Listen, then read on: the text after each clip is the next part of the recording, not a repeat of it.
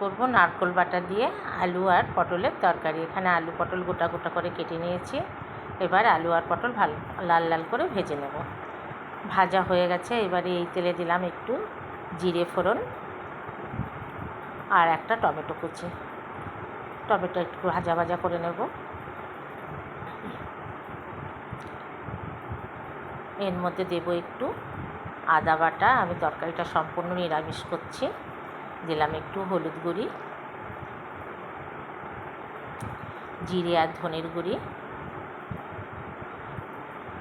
স্বাদ মতো লবণ আর দেব লঙ্কার গুঁড়ি দিয়ে মশলাটা ভালো করে কষে নেব। মশলাটা ভালো করে কষে নেওয়া হয়ে গেছে। এবার দেব 2 চামচ নারকেল বাটা। নারকেল বাটাটা দিয়ে আবারও ভালো করে কষে নেব। কষানো হয়ে গেছে। এবারে ভেজে রাখা আলু আর পটলটা দিয়ে দিলাম। দিয়ে আবারও সব কিছু ভালো করে একসাথে মিশিয়ে নেব। সব কিছু ভালো করে মেশানো হয়ে গেছে।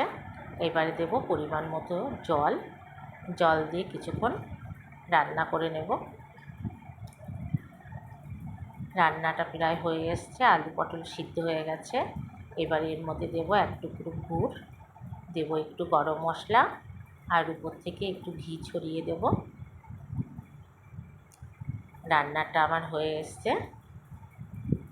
এবারে তরকারিটা আমি নামিয়ে নিচ্ছি। এইভাবে আলু পটল দিয়ে নারকেল বাটা দিয়ে রান্না করে খেয়ে দেখবেন, খেতে ভীষণ ভালো হয়।